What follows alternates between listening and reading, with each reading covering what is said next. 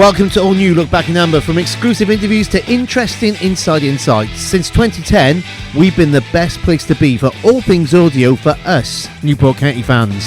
Coming up in the next 45 minutes, I'm Ramsey and I've got all the big questions. Hello, I'm Stephen. I've got the commentary highlights and I'll be asking, do we need a forwards coach? Hi, I'm Luke. I'll have the post-match interview with County assistant manager Joe Dunn, and I'll be asking, is it time to look ahead to next season? Never miss out, subscribe to the podcast or make sure you listen live at 3pm on a Sunday or at 7pm on a Wednesday after almost all League 2 home matches. It's just good song after good song. Newport City Radio. So we normally say it began at 6pm, but we're going to go back a little bit further to the game against Bradford. This is what happened on Saturday afternoon. Farquharson, and it's cut through on the edge of the area, fires it low into the bottom corner.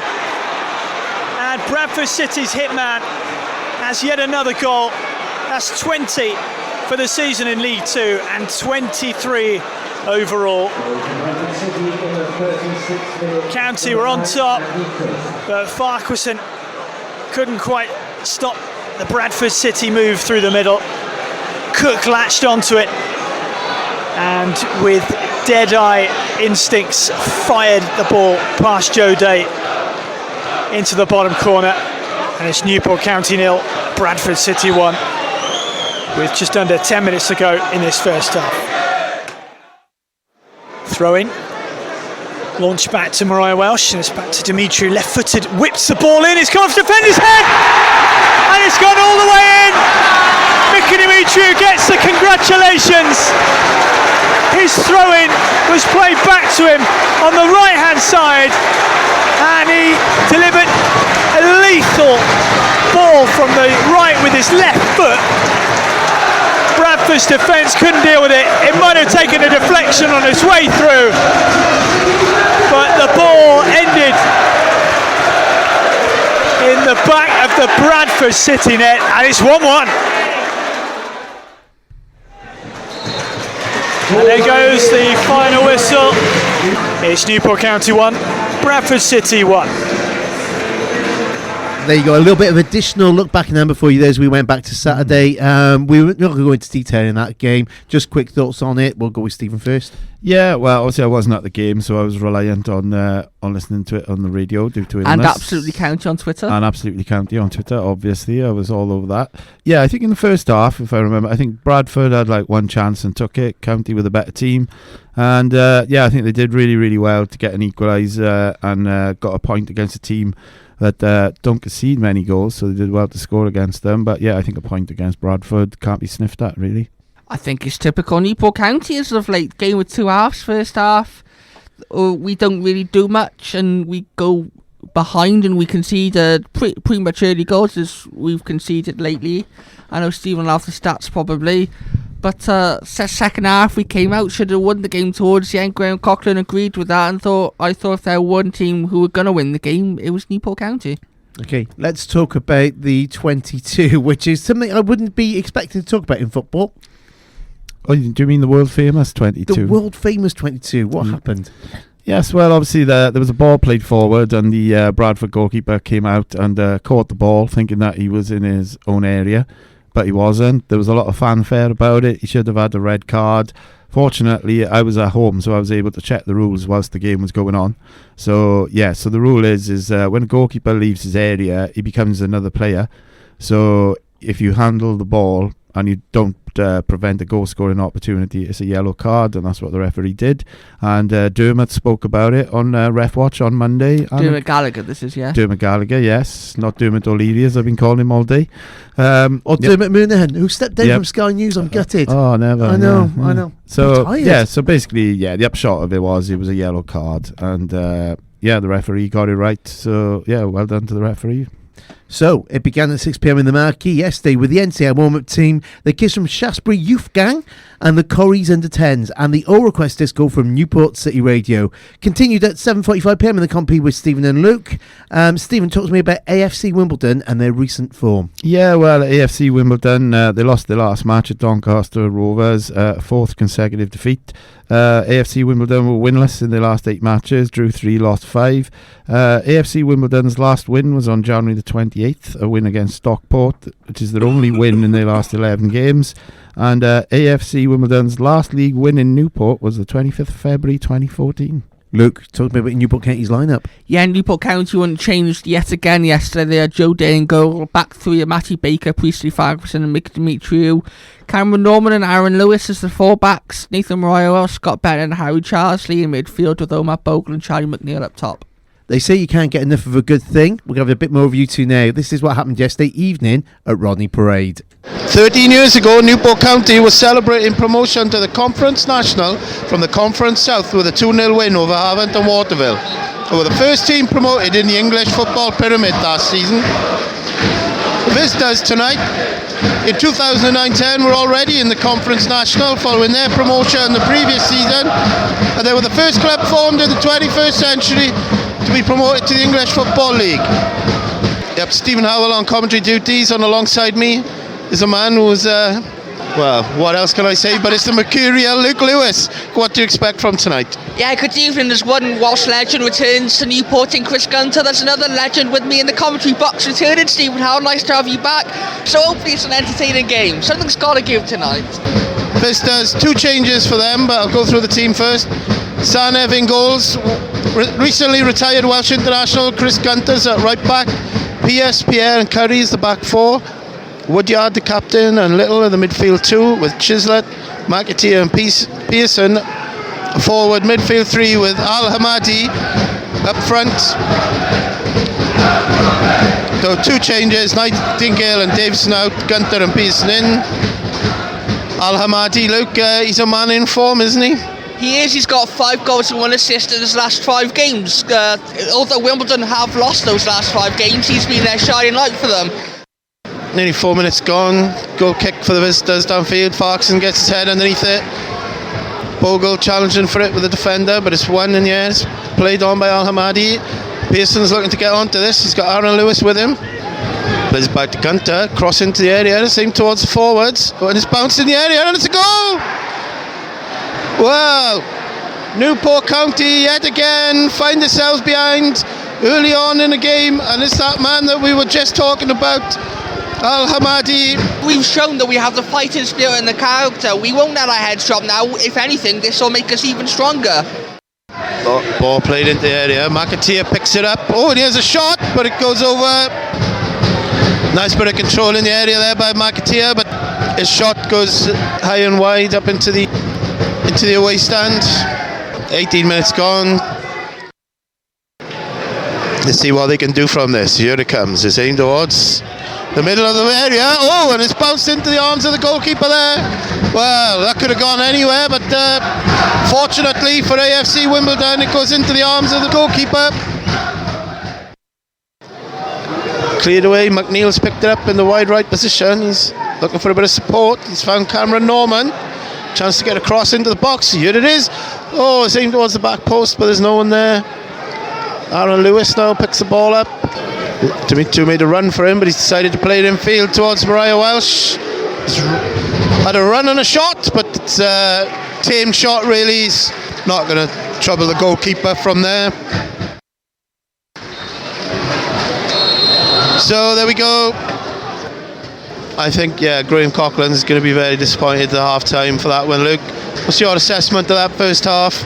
Very poor from Newport County. When we had the ball, we didn't do anything with it. We've gone long. That hasn't worked.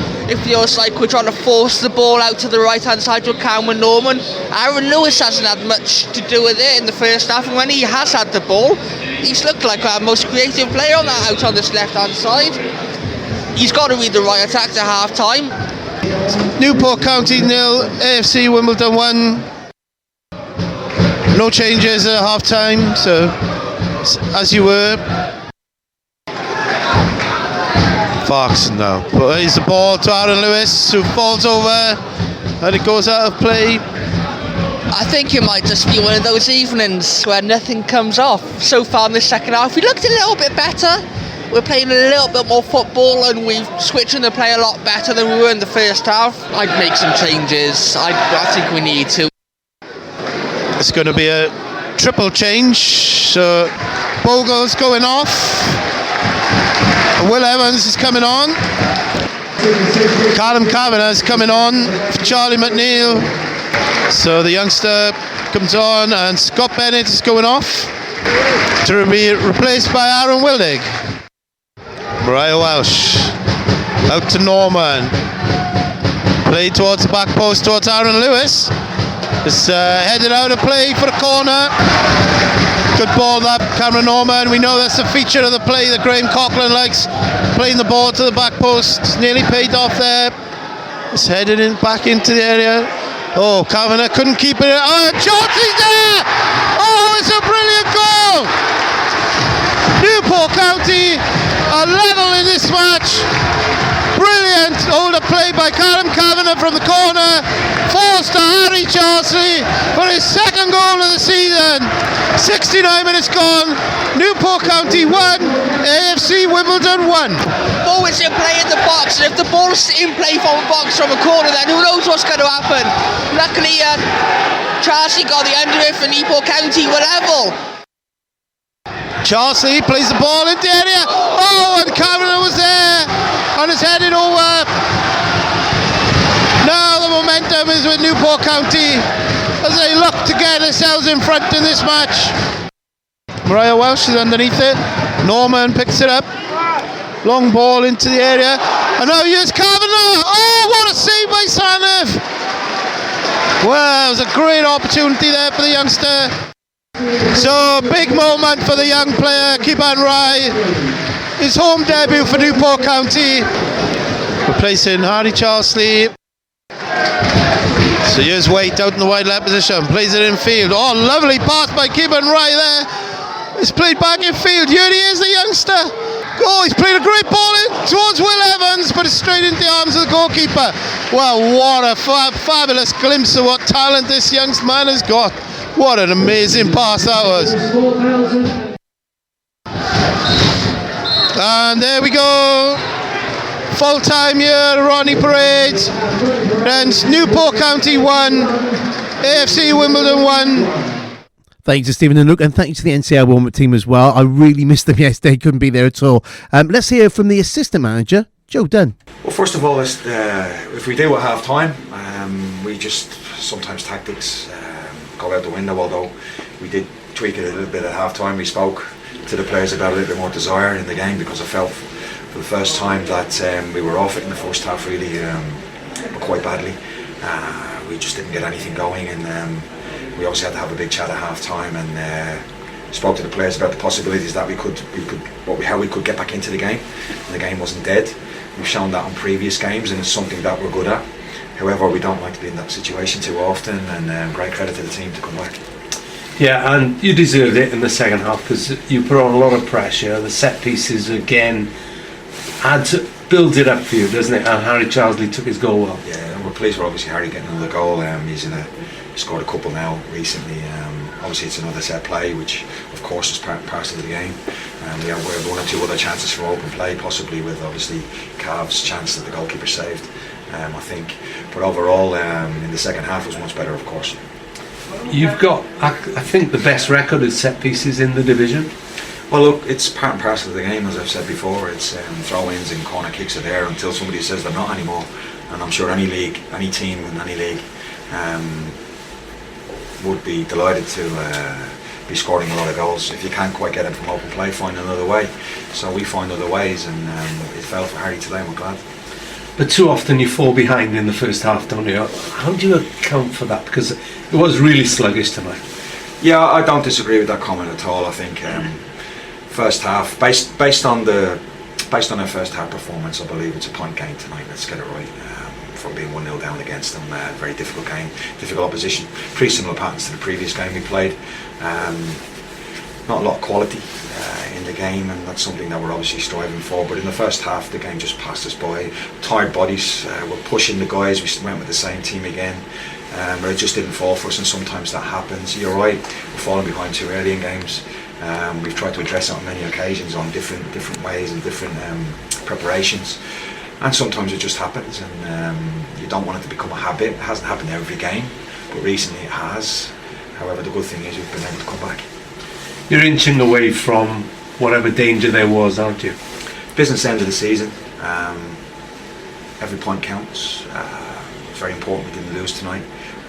Of course, we're disappointed we didn't win the game, but I think we're even more disappointed with sometimes the manner of parts of our performance tonight, which we know we need to improve on. I don't remember Joe actually making a save, believe it or not. I think it was that type of game. So we spoke at half time about more scraps falling for us. Make it more, if scraps were falling for them, could have fallen for us. How do we do that? How do we go about more territory? How do we go about getting players into different positions? And of course, again, we've tactically tweaked things and it worked for us. But like you say, not too many times you want to be in those situations. And lastly for me, you don't lack character this team, do they? I think characters, you mentioned every point counts in moving away from the position we're in. And I think character's what's got us the points on the board. We're forever searching for quality in our play, in our training sessions, and at times you see it, but for sure we really have a lot of character. That'll take you so far, and then you need to be able to turn draws into wins. But I think if you look at the draws over the period we've been in, we've had quite a few, but I think that a lot of them have been points gained rather than points thrown away, because I think that come from behind now probably about 80-90% of those games. So that character you speak about is vital. I'm glad we have it, because if we didn't have it, we're probably sitting with a lot of V's, a lot of losses. So we'll look at the positives for sure, because there's a lot of positives tonight, especially in the second half. A couple of times Graham said I was probably a bit too loyal to the stars, I should have freshened up, certainly after Sutton, top of my head. Do you think there was that, did that play a part in the lethargy in the sort of first half? Possibly. We knew tonight if we went with the same team we'd probably have to change it earlier than we did on Saturday. The substitutions might have come a bit earlier based on the energy, but the lads who came up, we didn't really get a chance to get a foothold in the game at all. We just lacked what looked like we lacked energy, and they were first to everything. They had a clear game plan which worked for them from the off, and then we kind of stodged out the game a bit, and it wasn't a spectacle, let's get it right, in the first half especially. But look, we pick a team that we believe can go out and put us in a winning situation, but unfortunately the game didn't dictate that, and sometimes that happens, and it's how you react to that, and I thought we reacted well in the second half. Were you tempted to do like you did at Walsall and bring a few half-time changes, or what? Well, the idea of course was there, but we felt the team performed well on Saturday against a real tough opposition, and well, obviously we didn't expect probably the energy, the effect to have on the team, you know, was dramatic. And again, that's why I'm standing here, because obviously the gaffer now is trying to find out, you know, see who's fit and who's carrying, and we need to recover these guys now going into the weekend. But it was tempting, but we just felt you can maybe help us get out of it. But I actually thought we started the second half okay. I thought we started the second half okay. We got into good territorial positions. So the team that gave us that, was it 10 or 15 minutes in the second half, gave us a foothold to be able to make the subs, and then gladly we got the equaliser. Plenty to mull over though at a Tranmere, because it's another tough one comes along. It is. Yeah, we will. You know, we've got 19 at the moment. You know, depending on how players are tomorrow when we see them, Thursday, Friday. Obviously, we travel Friday. But look, I think what showed tonight is the guys made an impact from the bench. So if we need to freshen it up at all going into Saturday, we've got players who are willing to take up the baton and go again. You haven't got masses of different sort of types maybe to change around, or do you think you had to have the other options to come into that starting? Well, when you talk about options, like many substitutions, especially in our division, are like for like in a way, because where we are, we're always looking for quality, and I thought one or two individuals who came on tonight made a real impact in the second half. Everyone has different traits, everyone has different strengths and weaknesses, and it's is there variety? Could we get a bit more variety in the group? Possibly, but that's something for another day. All we can do is, the energy you saw from, I thought subs made a real impact. The first challenge, first commitment, and the crowd got up, and that made a big difference. Even something like that, I think it was Will made a block in front of our home fans on the dugout side. And you feel like something might happen. And then I thought then it was really about us probably winning the game, but unfortunately it didn't happen. Newport County assistant manager Joe Dunn. Look, if you had questions, what would you have asked? I think I might have asked about Kiban Ryan making his home debut, which was fantastic to see yesterday. 18-year-old. He came on against Salford earlier on this month, or last month now, sorry. The end of last month against Salford. No, it was the start of this month. It was the 4th of March. Yeah, you've researched this well, haven't you? I have, and it's right in front of me. Yeah. Anything else you would have asked the assistant manager? Yeah. Off the top of my head. Okay. Rob Phillips was first up with the questions from Radio Wales and skipped over the first half. Stephen, was he right to do so? Well, to be so honest, I'm full of the naughty questions. I'll behave myself as we go through the show. Probably, because there wasn't really. It was a really bad start to the game from Newport County, going behind for after about 4 minutes, I think it was. Fourth time at home they conceded in the first 15 minutes. I think it's even more overall, to be honest, because I think it's been happening away from home as well. But I just thought Newport County in our first half, they were really poor in possession. Too many passes going astray. Predictable in their approach play. Too many long balls towards Bogle or out towards Norman, which was quite easy to defend. It was a first half low on quality from both sides, to be honest. AFC Wimbledon took their early chance. They were quite happy to sit back and play long balls over the top. So me and Luke were talking to each other in the commentary, and we were just saying hoofballs back. Just not for Newport County. No, Newport County as well. Right. Both sides, both sides. Just too many long balls. Luke said in the commentary there should have been changes at half time, to be honest, to freshen it up. Because I just wrote down the word that Joe Dunn used there, energy. There was no energy, it was flat. And I thought maybe, at half time that he would probably change it. We've seen him do it before, and we've seen him make a lot of changes, but it didn't happen. And then 64th minute he made 3 changes, and that was the spark that was missing from the whole side. I think Kavanagh came on, he was involved in the goal. I think Aaron Wildig was really lively when he came on, Will Evans as well. They just gave the team that little bit of energy, and then they got the goal. And then from there on in, it looked like Newport County was going to be the team to win it, to be honest. I think AFC Wimbledon were happy with the point. And I think the biggest highlight for me for the game really was, as Luke just said, Kiban Rai coming on. He looked very impressive when he came on in the short cameo. Home debut for him. You heard in the commentary, he had that one touch. Oh, it was incredible. He looks a really exciting prospect. A point was probably a fair result overall. We could have snagged a win. It's probably a missed opportunity because AFC Wimbledon were woefully out of form. But, point is a point, isn't it? And you've got to be grateful for that, I suppose, after coming from behind. Look, in the commentary, you described the first half as poor. That's an understatement. Yeah. Do you think they were right not to make any changes right away at the first half? Because I think Joe Dunn said in the post-match that he thought they improved at the start of the second half. For me, yes, they looked like they improved a little bit in the second half, but as we said, we lacked energy in that first half, and it was just hoofball. We needed to make changes at half time. I think I said in the commentary I was very shocked they didn't make changes at half time.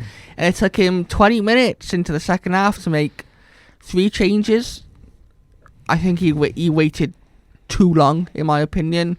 It's a bit of a gamble, though, because you got your first 11 that you're starting off with, and then you think, right, okay, this is the way the game's going. This is who I can bring on to change things. But you bring on too early and it backfires. That's a long time on the pitch then, isn't it? Yeah. So I think I said in the commentary that, although we didn't hear it, is that he's probably going to give the players 10 minutes or so to see if it does change in the second half, and then think about changes is what managers normally do, don't they? So I think that's what he did.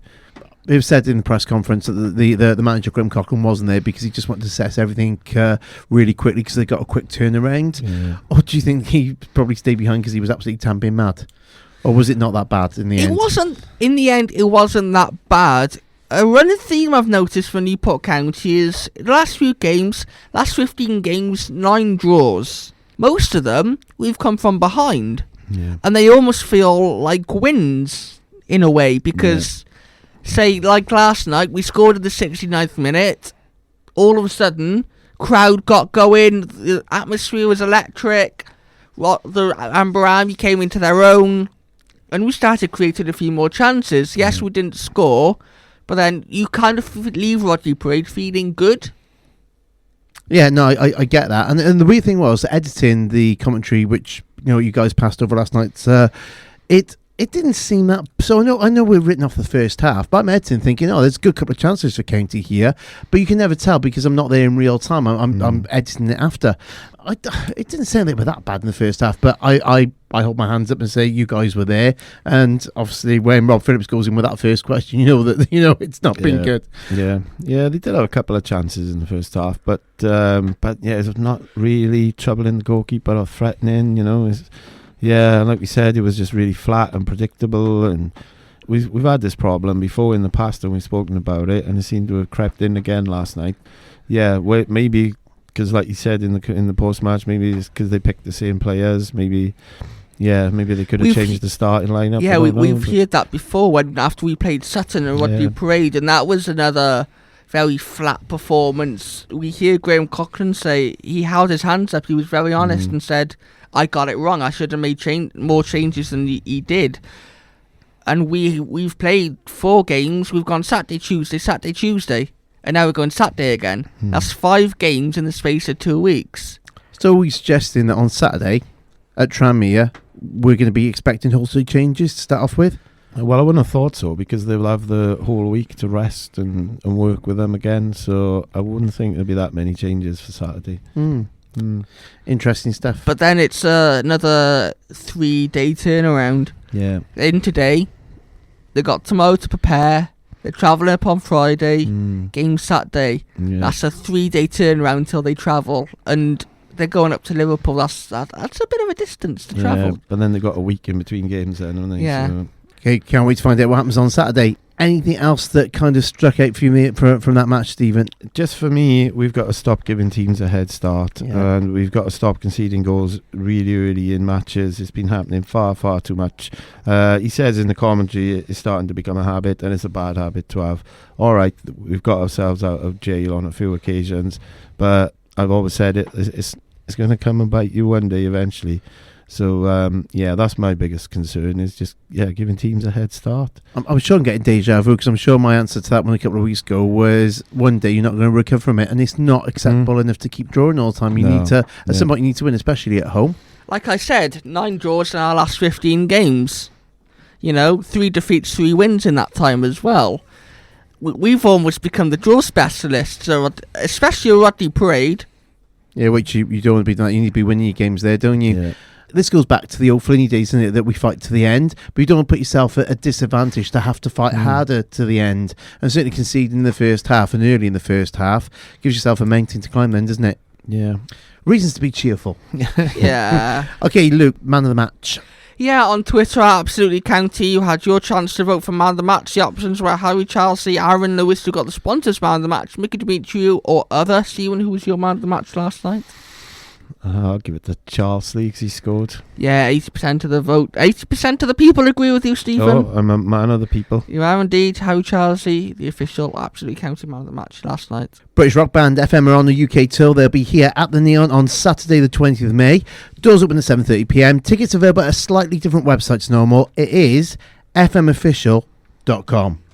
Right here, right now. Newport City Radio. For my talking point this week, I'm going to ask a question, as it was something that Nathan Blake brought up in a Radio Wales commentary recently, and I think he's got a really, really good point. My question is, do we need a forwards coach? Because we're clearly having issues with the forwards at the moment. So I've got some stats that I'm going to go through. But first of all, I'm going to lay it on to my learned friend to my right here, Luke Lewis. Does Newport County need a forwards coach? Well, it'll be interesting to get Lamsey's opinion in a minute. But you can't hear withering stares on the radio, can you? No. But do we need a forwards coach? It's tough to say, because Newport County, we know Graham Cochran. He was a centre back. At Bristol Rovers, when he first came through, he was a defensive coach. He was a defensive coach at Bristol Rovers, and I think something does need to be done. As you'll go through in a minute, the forwards haven't scored. That's precisely what Nathan Blake was saying. He's a defender. He's not an attacking player. We don't know what Joe Dunn's speciality is in terms of coaching. We know Jared's been there for a long time, but then you'd think surely that Graham Cochran will notice it as well. Yeah. Potentially, could we talk about lack of options? We know he likes to play with the two, and do Charlie McNeil and Omar Bogle complement each other? Who knows? We've said before that Bogle looked quite good up with Callum Kavanagh. We haven't seen that recently. It's always been he's brought 2 forward players off and put 2 forward players on. So, Stephen, you've got some stats?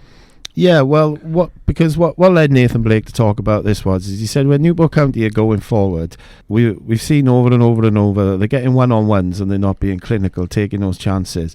But what he's kind of leading to, and I agree with him, is let's say Cameron Norman, for example, get the ball out wide on the right-hand side. He's looking into the box for players to make runs to maybe the near post or the back post, or just make runs into the box, and they're not doing it.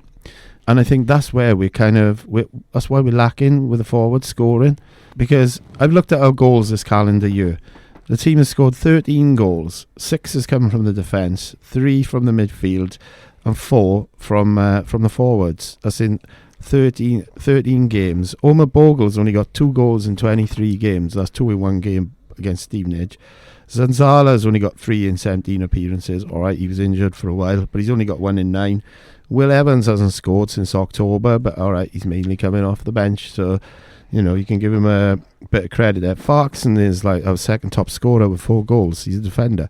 He's also our second top assists as well, and I think that tells you everything. Charlie McNeil, he's only young. He's only made 10 appearances, so I can give him. But he does look good. I gotta be honest. I do like Charlie McNeil. Callum Kavanagh looked really good. Got involved in the goal last night, so that was good to see. I think he's a little bit further on than McNeil because he's already had a loan before, as we spoke about. But he's not scored in 8. Yeah, I just think it's a big problem. We're averaging 12.2 shots per game with only 3.8 on target, so a quarter of our chances are on target. So there's another reason why you're not scoring goals. Ian Lambsdale, have you got any ideas? Do we need a forwards coach maybe? Or any suggestions? Yeah, first of all, do we need a forwards coach? You'd hope not.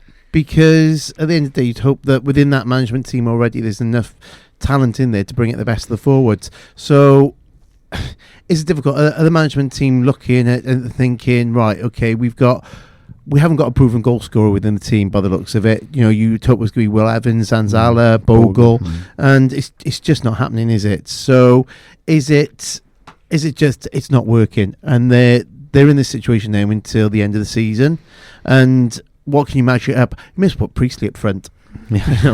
Just let Priestley go for it. Mickey can do a job up front, couldn't he? Yeah, just basically get him to run back and forth, isn't it? But in all seriousness, though, so I don't know.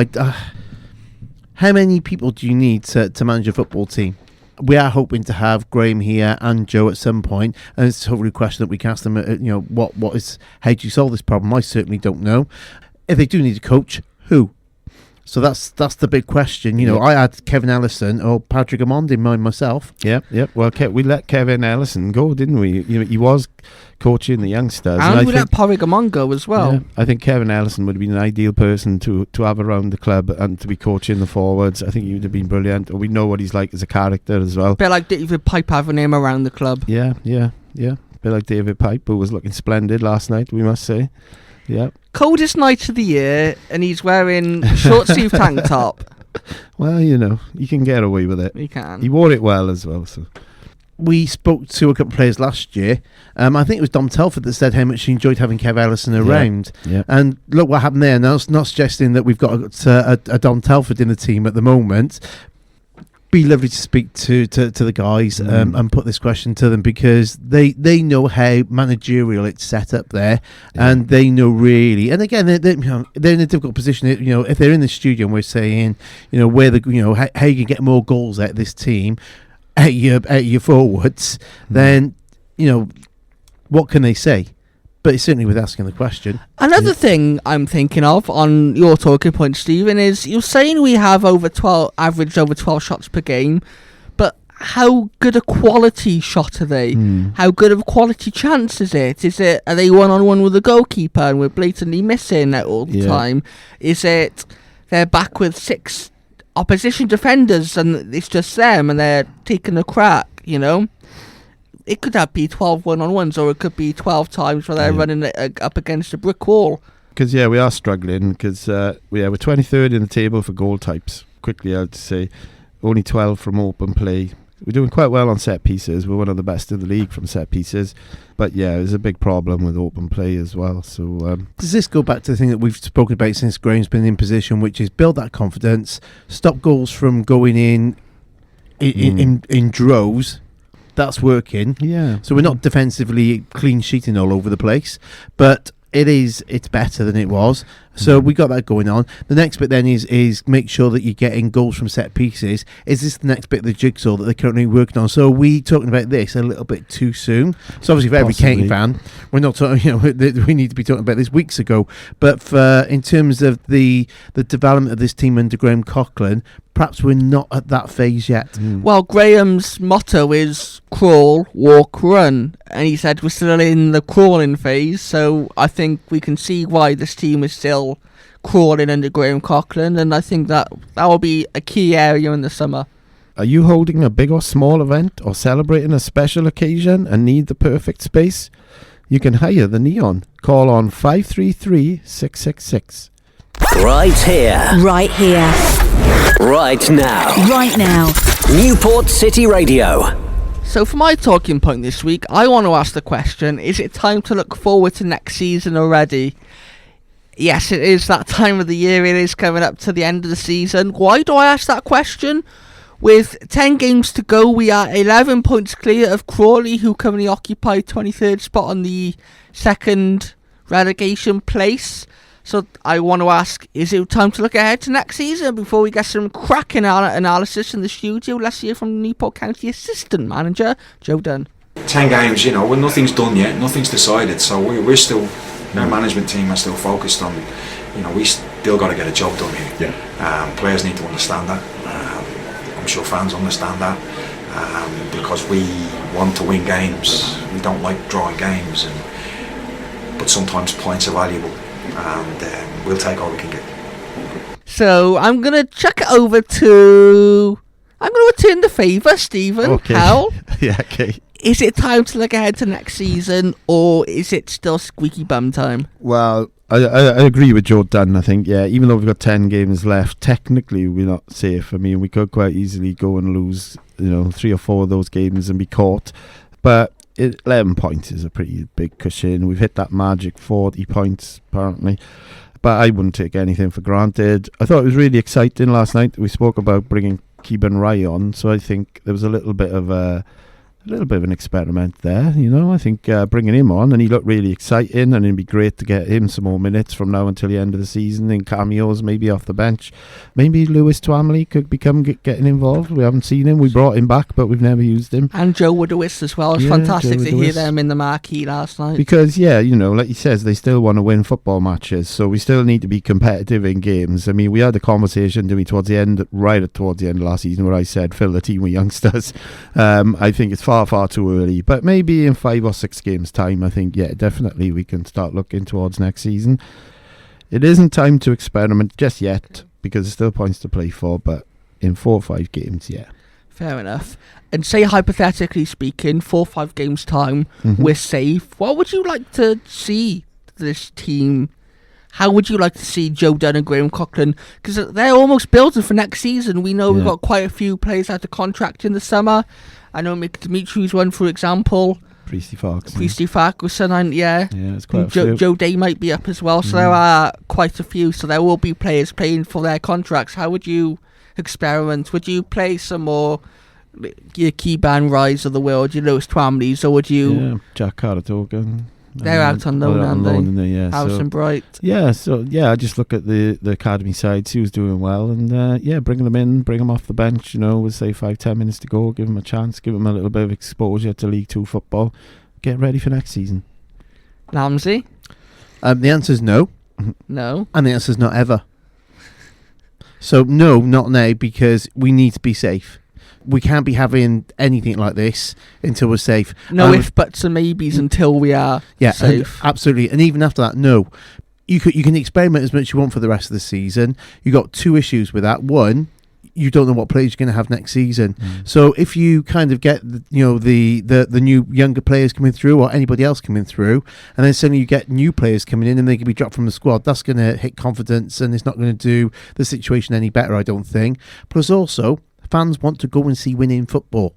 I'm not saying that if you experiment, you won't get that. You've still got to keep the fans happy, and yeah, they could be tolerant, and they seem really behind Graham Cochran at the moment. It seems that there seems to be an understanding out there that this is the current manager who's only been in post for a couple of months, and he seems to be bringing improvements on, apart from in the forward area. And there seems to be a real love of him and I want him to do well, and he could start to diminish that if he experiments too much. So probably in football full stop, but in League Two, with so many changes that can take place in a summer transfer window, no, absolutely not. Fair enough. Strong point of view. Yes, it's very good. Sorry, there you go. It's very good. This year, Exposure Wrestling has some great professional wrestling shows lined up at the Neon. There is no age restriction. These shows are suitable for the whole family. All we ask is under 16s to be accompanied by an adult. Dates and tickets for the next couple of shows are available at exposurewrestling.com. Right here, right now. This is Newport City Radio.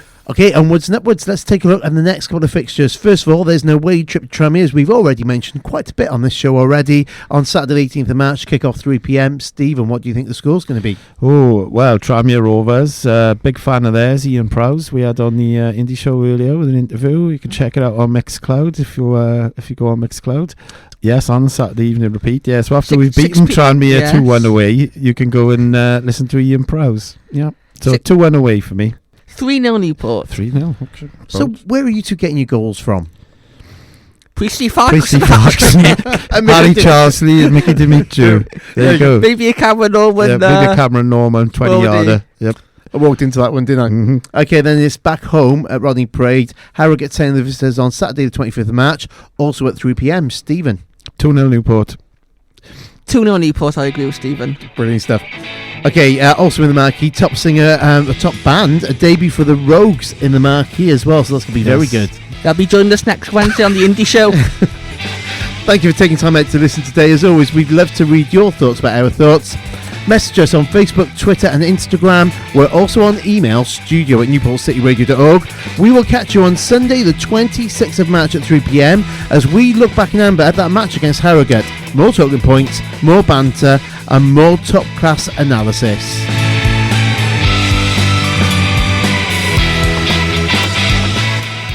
Right here. Right here. Right now. Right now. Newport City Radio.